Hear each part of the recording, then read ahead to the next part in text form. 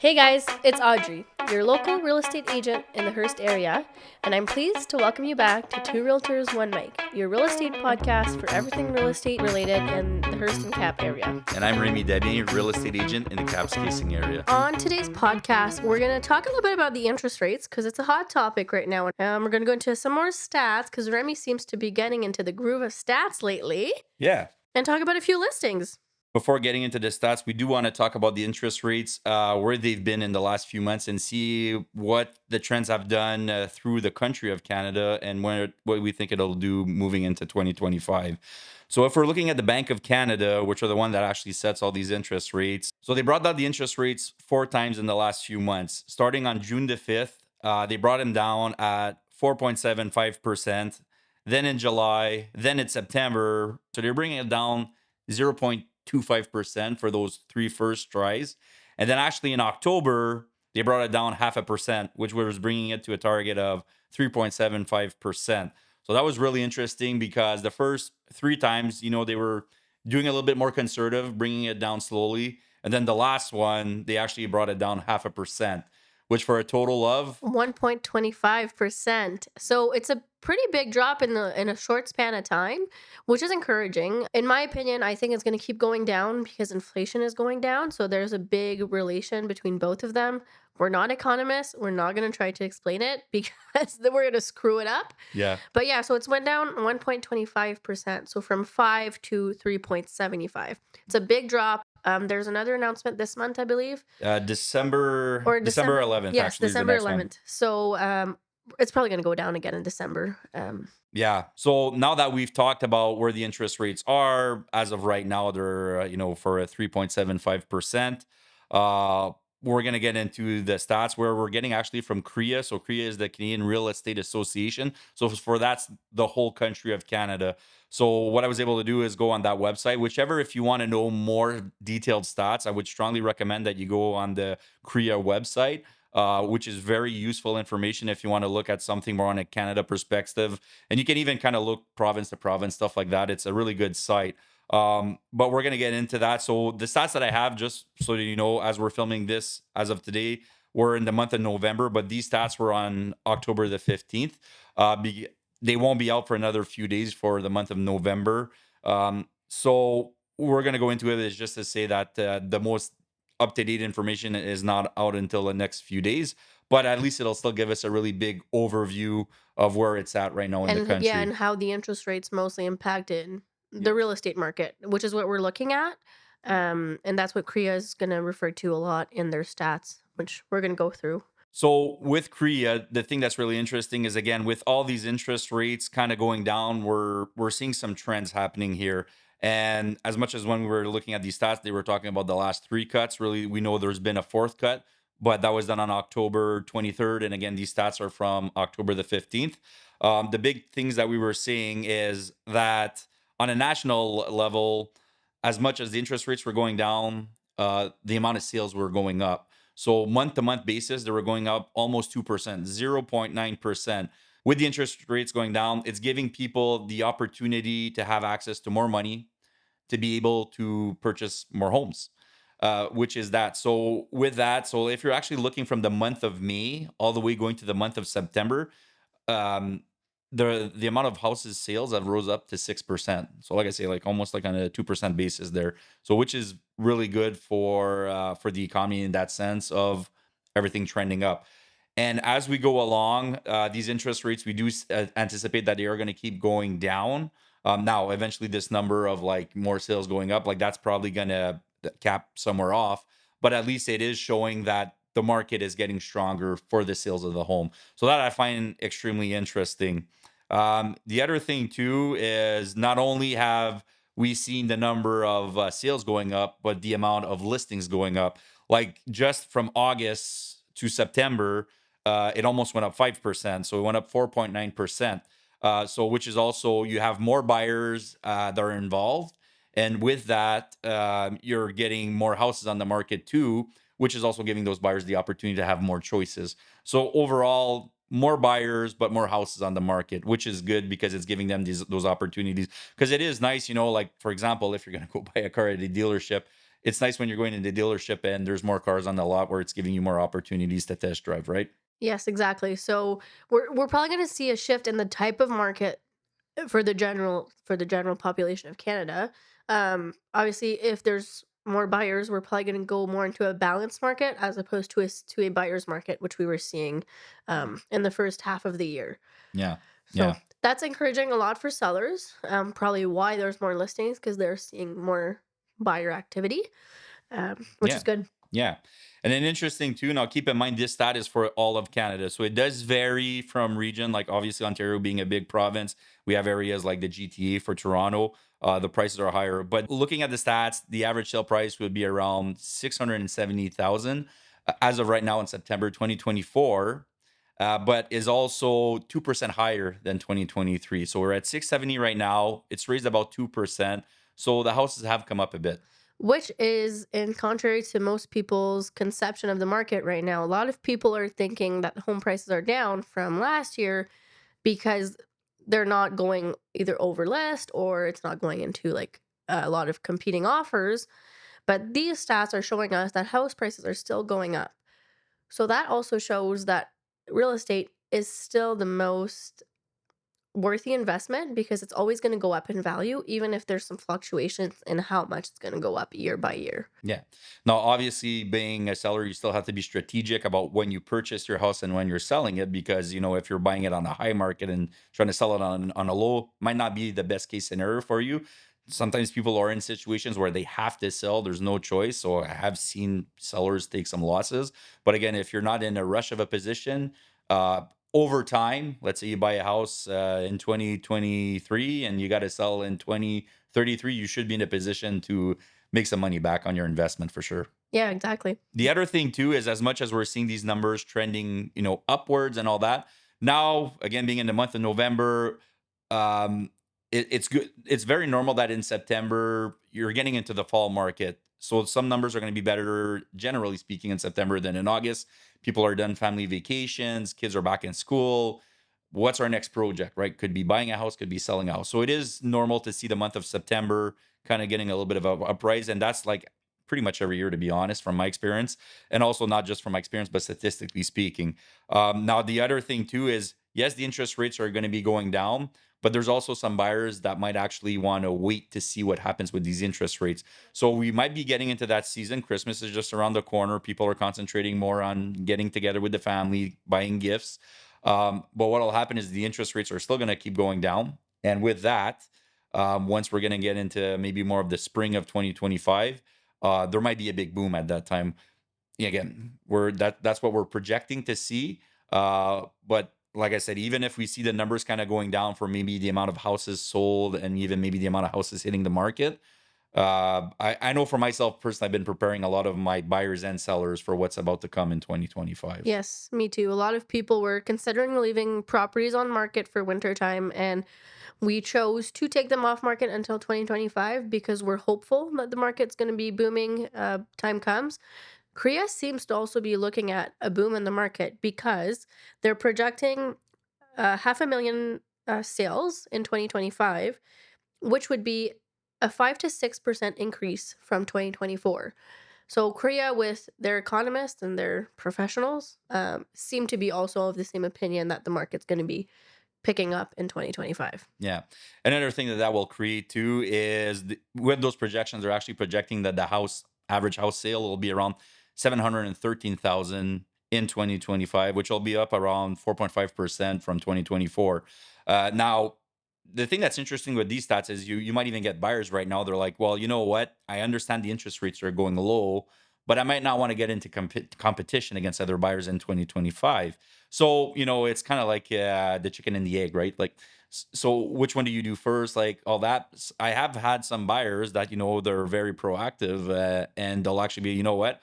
I might want to get into this market now, even though the interest rates are at a certain area.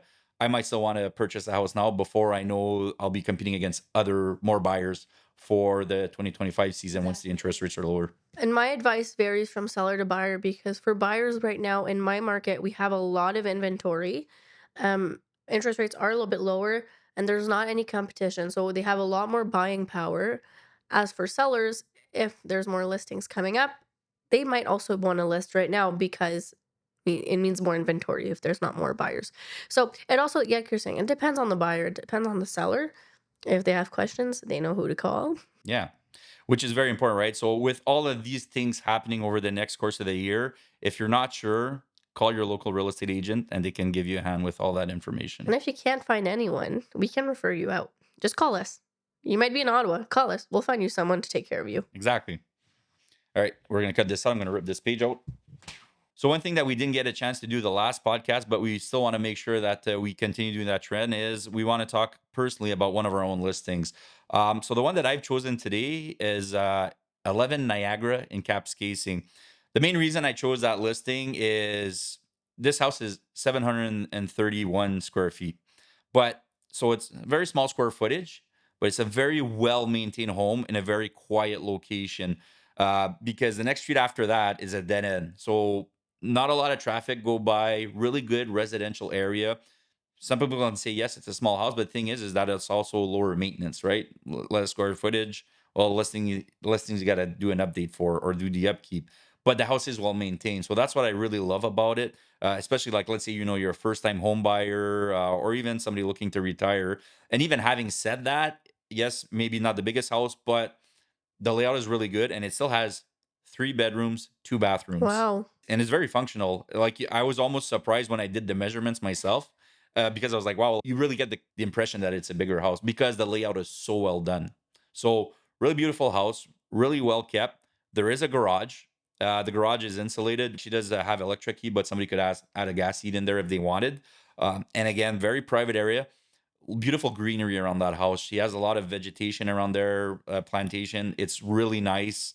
Again, low traffic area, nice residential area. If anybody would ever be interested, I'd be more than happy to show you this house, because again, low maintenance. And sometimes that is important for people. The property is not too big, house is not too big.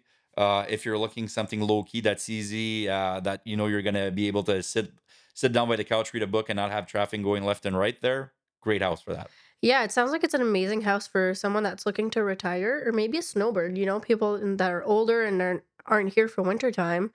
Because there's not a lot of apartments, right, that are available right now. So that could be an option if someone wants to downsize. No, that is actually a great comment for sure because most of like, the snowbirds, they like the little townhouses, but those again too, when we put those up, Yeah. they're off the market like that for that reason. So if you're looking for something that's still cost efficient, low maintenance, you don't have to be around all the time, this would be a great opportunity for sure. Well, I'm excited to go look at the pictures. So now's my turn. The property I am choosing to talk to you about, it was a hard choice. I'll be honest. I have a lot of inventory in Hearst, a lot of sellers that are just waiting for their moment to have their buyer. But I'm going to choose to talk about one Bryant. So this house sits on a corner lot. It's a 100 by 100 lot. It's one of the biggest corner lots in town, and it already has a fenced yard. So you can actually make use of all that space. The house features a newly remodeled kitchen. It's like absolutely beautiful, that kitchen. I'm like, wish I could put it in my house. Newly remodeled bathroom. It's 4 bedrooms, 2 baths, so it's large enough for someone to start a family or move their family in if they want to go into a bigger home. The garage is 24 by 16, so it's good enough. I can't always have a 100 by 100 garage. Like, it can't take up the whole lot, but it's a really good size. And that's the main part. But the most important thing is that the house is ready to be moved into. So if you want to beat the winter time and move into your house and it's not like 10 feet of snow outside, perfect, because that's empty. It's ready to be moved into. Sellers are motivated, so much so that we priced the home. We just reduced the price by 10K again, and it's well under market value. So we're really motivated. It's a beautiful house. There's basically no upgrades to do, like a few cosmetic work here and here, like paint and whatever, like normal stuff. But again, kitchen and bathroom, those are brand new on the main floor. So that's the biggest two things that you don't want to get into when you're moving in, and those are ready for you. Yeah, and I've actually been lucky enough to actually see that house, and some of the key features I would say about it is when I saw it, I thought the location was really good because it's in town, but just to say on the outskirts, right? So it's No traffic again. It's yeah, a dead end road, yeah, so only local traffic, people that yeah, live on the street. and close to the river too, which is cool. The other thing, you don't see this too often. There was actually the walkout to the basement. So you Yes. got the set of stairs directly, and it's like white. Like that must have been an add-on from what I saw. Yes. Wide stairs. So if anything, you got to bring to the basement. It's actually pretty easy. So I Yeah. thought that was really convenient. It's also a great space right now with hunting season or like during the winter time if you're coming back from a snowmobile ride and you're like full of snow and you don't want to get your main floor dirty, you just go straight to that door. Like it's an amazing house, honestly. Yeah. We're just waiting to find our perfect buyer. Excellent, excellent. Well, anyways, I enjoyed showing the house when I did show it, so that was good. All right, so one thing that me and Audrey would like to talk about is a little bit more what goes behind the scenes for our job. Not everybody gets to see what we do. Sometimes all they visually see is Facebook, realtor.ca, they see the listing, they see the stories, they see the pictures, and maybe a few weeks, a few months later on, they'll see the sold sign. But now we kind of want to give you an idea of like what goes behind, like the real work that goes as a realtor. And we're not going to go into full details about everything, but we want to talk more about some of our specific transactions that we've done and the work that went behind it, just to give you a better perspective of what it takes sometimes to get a sale done. Yeah, and to show that sometimes it's not just a for sale sign to a sold. Sometimes it's a for sale to no sign back to a for sale and so on. So there's a lot of ins and outs, and I think we're gonna try to explain a little bit of it, not everything, because we would be here for days. Oh, geez, yeah. Well, we could write books on this stuff. That's crazy. So for my story, it was pretty much like a year process just to give you an idea on this one. So the way it started, there was a house on the market. I had my buyers. They were very interested in that house. We went to look at it. We went to look at it a few months, and actually it took a while before they finally put the offer in. And when say a while, it was a few months.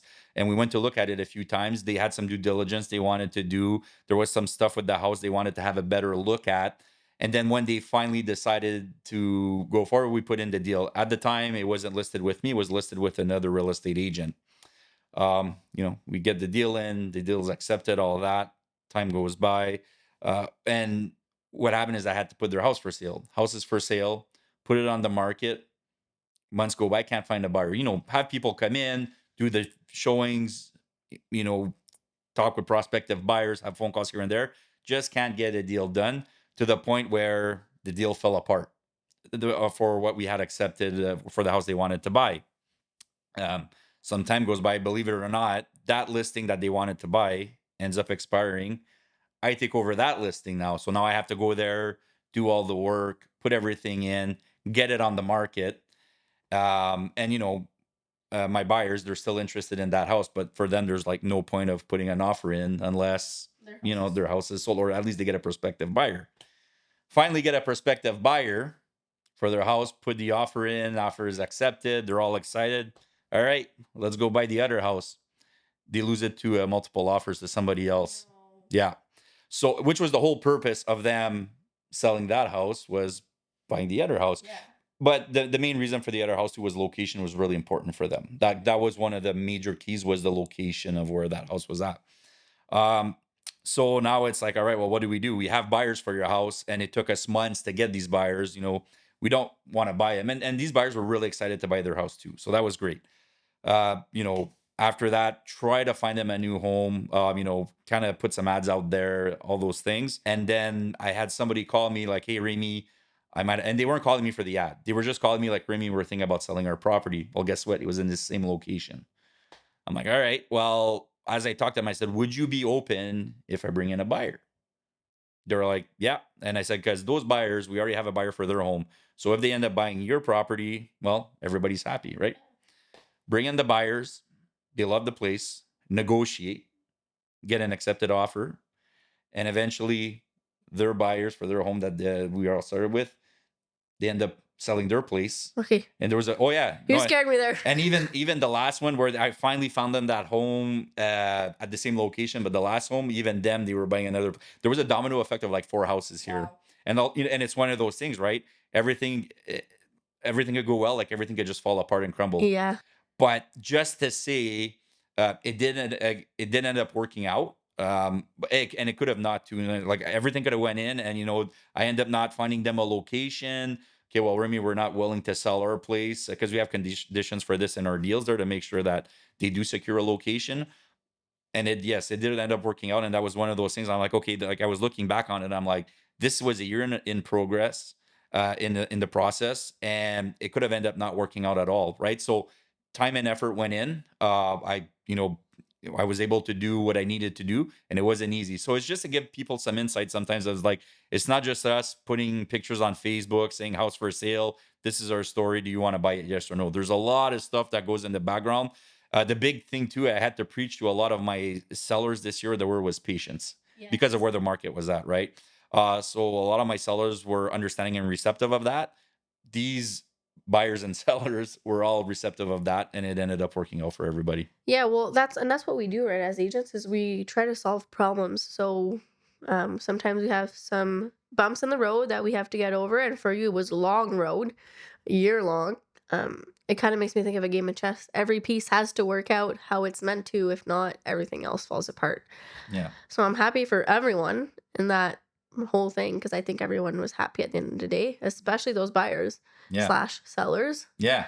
That's Yeah. Buyers that became sellers, yeah, right? So exactly. You were like all over. yeah.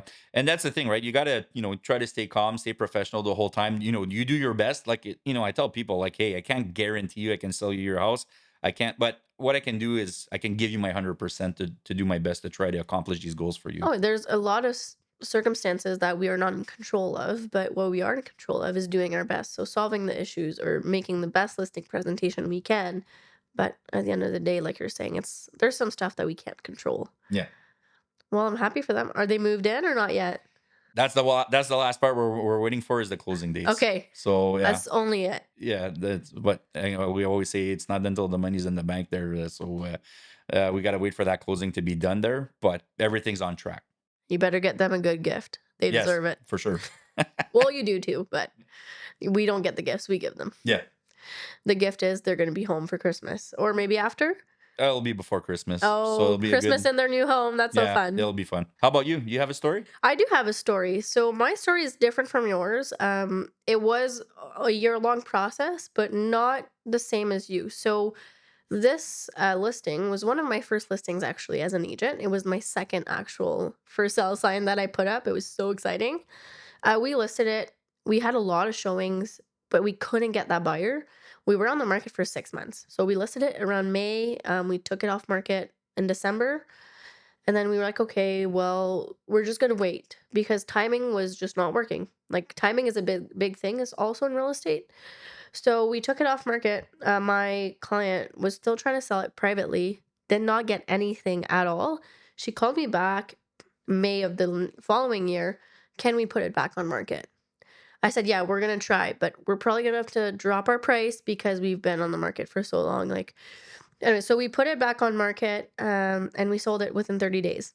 It was like crazy to me because when we listed it, it was 2022, one of the best markets, right, that we've seen in the past years, obviously 2020 and 2021, but I wasn't an agent. So for me, it was my best year for real estate.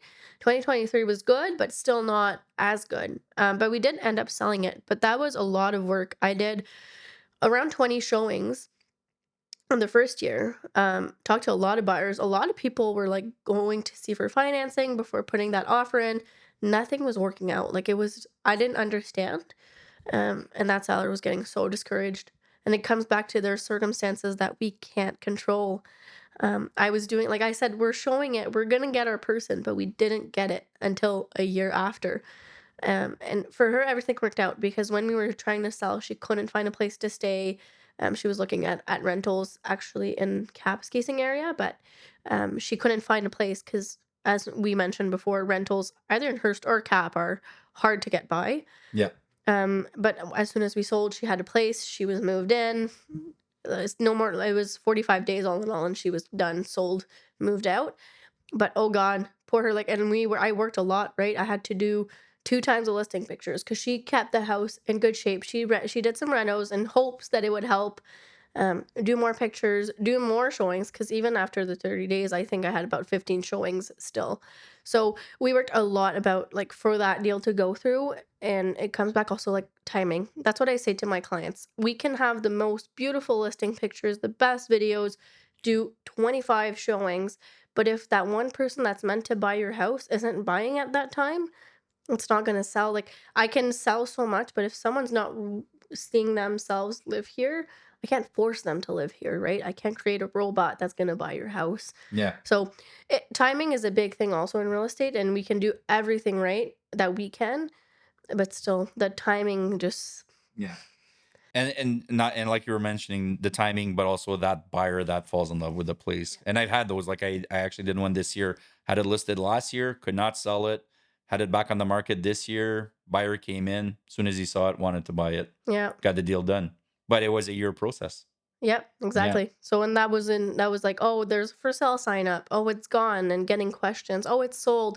No, unfortunately, we didn't get it sold. And people are like, "Oh, that sucks for like for the seller, right?" And I'm like, "Yeah, but we're gonna get our timing, and then oh, it's back on the market. Oh, there's a sold finally." Yeah. And it was one of the most traffic. Like there's a lot of traffic on that road, so people were seeing the signs there. And we kind of mentioned this before we started recording, where we have our face on everything. And that was something that kids were coming up to. Oh, I see your face when I'm playing baseball because it was in front of a baseball field. Yeah. I'm like, oh my God, that's so funny. Yeah. So it gave me a lot of exposure. There's always a positive. Yeah. Yeah. So great story. And yeah, again, just to give people perspective about what happens in the background, what amount of work that goes into what we do. Lots of hours, lots of hours sometimes. Yeah, it's funny. I saw just this morning on Facebook, someone shared a quote, a post, a quote saying a client texted their realtor saying, "Oh, can you show me this house when you're back at work? Like, I'm guessing you're on your day off. It was probably a Saturday." They go, "I don't have a day off. I'm going to show you the house no matter what, no matter when."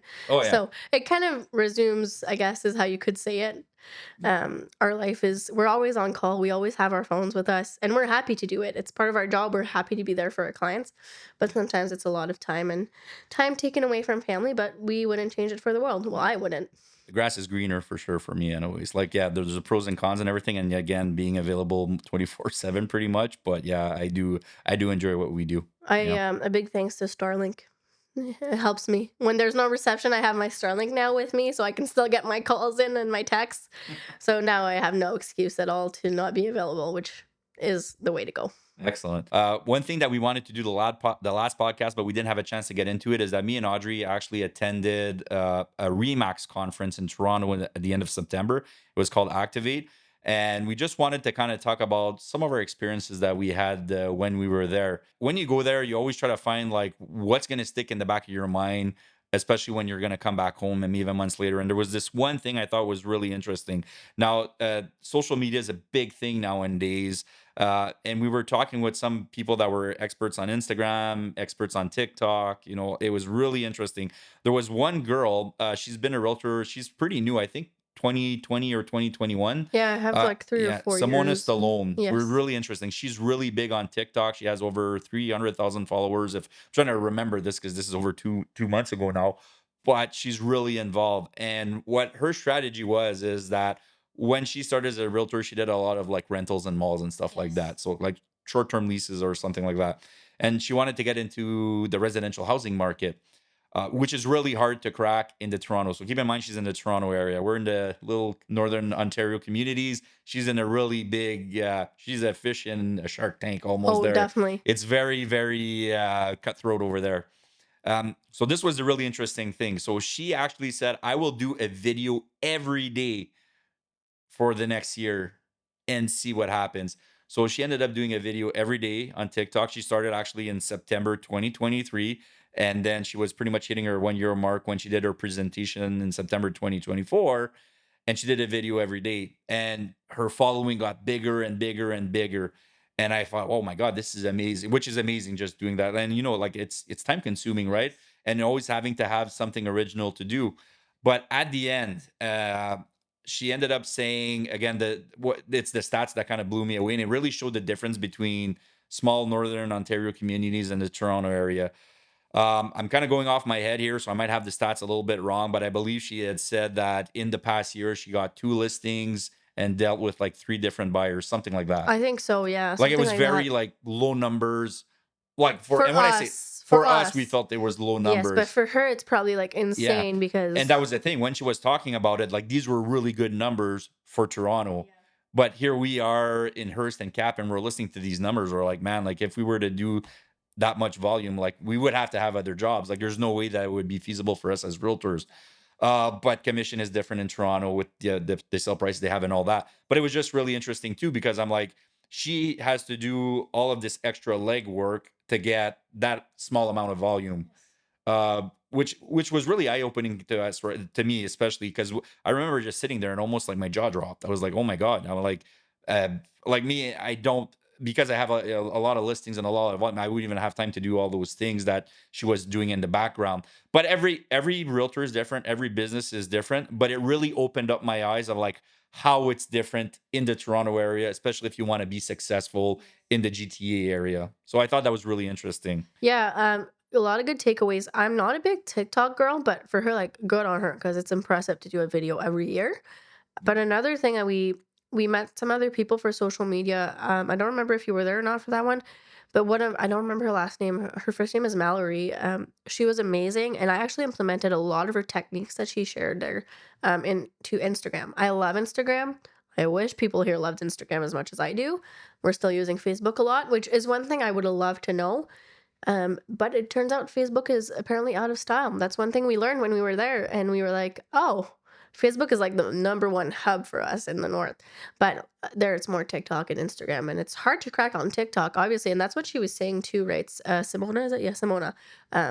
Because she says like there's so many people on TikTok that you really have to stay hard at it if you actually want to crack that social media platform. I guess is how you can say it. Yeah. But I also changed how I do social media ever since I've been there. I think there was a lot of good takeaways. Um, Another person that we saw, and I think it was during the social media talk as well, was Taylor Hack. He's from Edmonton, right? Yeah. And he was so funny. Like, I didn't stop laughing the entire time. Yeah, he was really impressive because I actually met him the day before his presentation, and I didn't know who he was. Like I remember I was there with Shirley. That he was outside with his Edmonton group, and we just were realtors, right? We're all social butterflies, so we just started talking. We didn't know each other, but we knew we were at the same conference. We all decided to go out for supper, so it was really interesting. And you can see, like, I didn't realize that Taylor was kind of like the team lead, but just the way that he was talking to me and all that, you could see he had that natural leadership. And he was actually talking to me too about like, Remy, why don't you have your own team where you're at? And I had all my reasons and everything, and I was giving excuses. And it's the way that he was like talking to me and giving me different feedback. The one thing I always found interesting when I was having the conversation with him, he's just saying, "Well, you know what, Remy, like." I understand that you might not want to have a team because, and just to give you a little bit of background on the team, is usually you'll have like a realtor that's maybe well known, their name is out there. And when you're becoming a new agent, you might want to work under a team. And what the team lead will do is that they're going to work to really find new clientele, find new buyers, find new sellers. And the lead is kind of like at the head, he's still making sure that the deals are going through, still going to meet with the buyers and the sellers. But the groundwork, the field work will be done by the lesser known agents. So what he was telling me, and it was just like different perspective, and I was really. It didn't take long for me to be really listening to this guy when he was talking to me. Really smart guy. He's like, well, you know what, Remy, you like your dentist? Yeah, great guy. Yeah, you go to see him all the time. Yeah, he's like, but when you go to see him, like, what does he really, do in general? Unless he's like ripping out your teeth or something. Because like, when you go there, he's not the one cleaning your teeth; it's the dental hygienist, right? I'm like, and as soon as he said that, like, I That's knew a exactly yeah, where he. that's a solid Yeah, point. and it's the way that he was presenting it to me too. Like I'll be honest, I would not be able to replicate the way that he was explaining it to me. I wouldn't be doing it justice. But man, he was a great guy. And then next day, go to the presentation, and he's one of the people doing the Yeah. presentation. So it was really interesting, really smart person, and he was giving his perspectives there. Great guy. If ever you want to look him up, yeah, he's fantastic. He's the actual one who said like he still uses Facebook, but I think it's the one of the only realtors that was like, yeah, I'm still using Yeah, Facebook as a tool. yeah, and he actually uses the analytics. He Yes. looks at the analytics of things and like how do I because sometimes you realize I have to re-strategize. Like there's certain things that are not working for me. And then you would look at analytics to be like, how do I re-strategize to take these stats and work in my favor? So that was really interesting when he was talking about that. Really smart guy. The other thing too, just something like that. Anthony de Sousa. So I hope I said that right. So, or I would just call him Tony when he was there. So he was actually an ex-military like me. So just great, like to see somebody that's ex-military that also became a realtor. We had Remembrance Day not long ago, and actually saw his picture of when he was in the army on Facebook. So, and he was actually one of his top agents too. So I guess the army guys that become realtors, they tend to do pretty well. Well, anyways, the me and the other one that I know, like Give we're yourself on the pack, boy, well, will ya? I'm just saying, like, statistically speaking, for the two army realtors that I've met, they're doing okay. So it was really nice to not only meet, great to meet other realtors, but also a realtor that had military Yeah, someone background. that you can relate to. Yeah, no, we connected very well. Like I said, even after that supper, like we added each other on Facebook, and every night is like, "Do where you're at," because we had that connection. So it was kind of cool. And again, like still seeing him on Facebook, so that was great. The other thing too is one thing I liked is when we went to the Steam Whistle Brewing Yeah. Factory. So we were probably what 30 agents or 20 something agents, anyways. Yeah, at least. And dude, the guy that did, first of all, if have you never done this Steam Whistle tour, it's about 30 minutes. They give you a Yeah. beer. I was able to hustle a second beer in Yeah, there. you're welcome.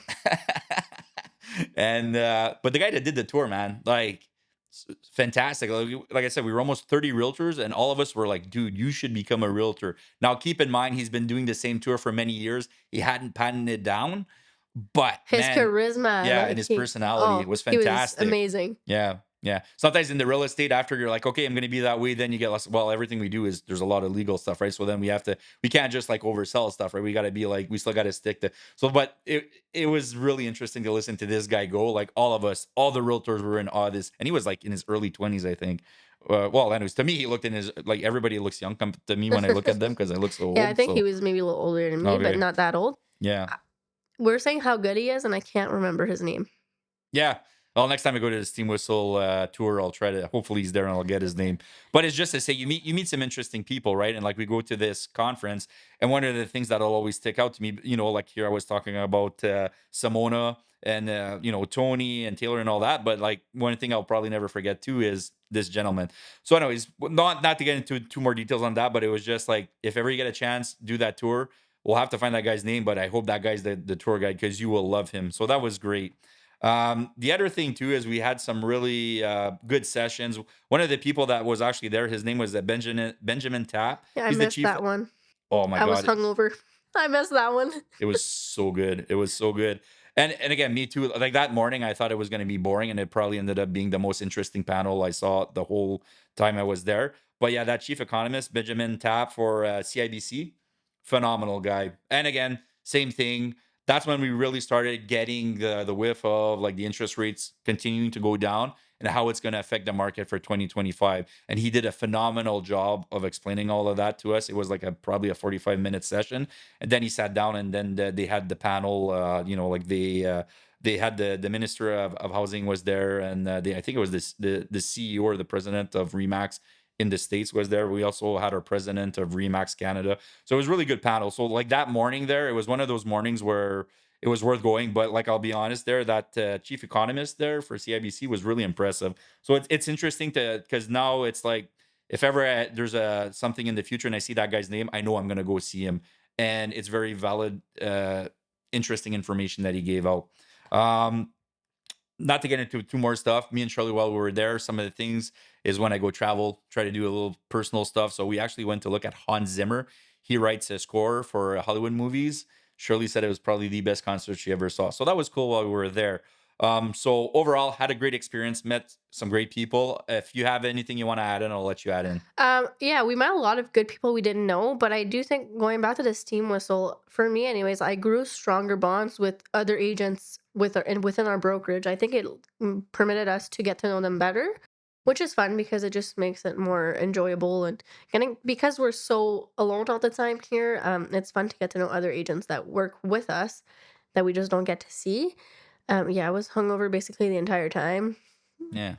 And then you had a nice flight home, I heard. Oh yeah, I had a great flight home. I was stuck, I think what was it, like delayed 5 hours at the airport in Toronto. And I checked in early because I'm an early bird. I don't like to be late, but I am always late, but I try not to be. But and I was stuck there. I was able to like crunch in some work that I hadn't had time to do when I was there because I was expecting to have some downtime and like get some work done.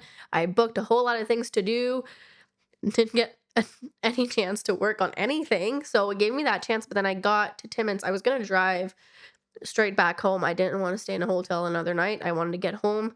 I landed. It was around 1 in the morning. So I went straight to the hotel and Yeah. got a few hours of sleep.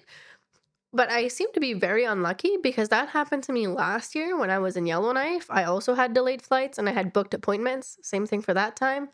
And then I was freaking out because I couldn't make my appointments. So I just need to not book appointments the day when I'm returning because I'm way too optimistic of my flight being on time, Yeah. which seems to never work out in my favor.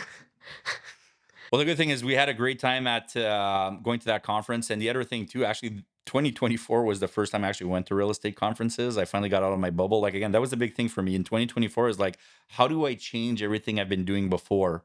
And I kind of worked harder on my marketing, started doing more videos, doing what we're doing now with the podcast, all those things. So, and again, another thing was I wanted to try to go and look at some, get out of my bubble, right? So I thought it was great. I went to one in Ottawa in March. Now I went to this one, and I'm looking forward to go to future ones. And again, it's the networking too, and it's meeting these people that you don't anticipate on meeting, and how you end up remembering them long term down the road. And especially, I'm looking forward to meeting them again. So that was great. So now we're just going to finish off. So thank you again, everybody, for joining us for the podcast. The last thing we wanted to finish off is they actually did a survey for basically like all the companies through Canada. Which one are the most reputable for the people in general?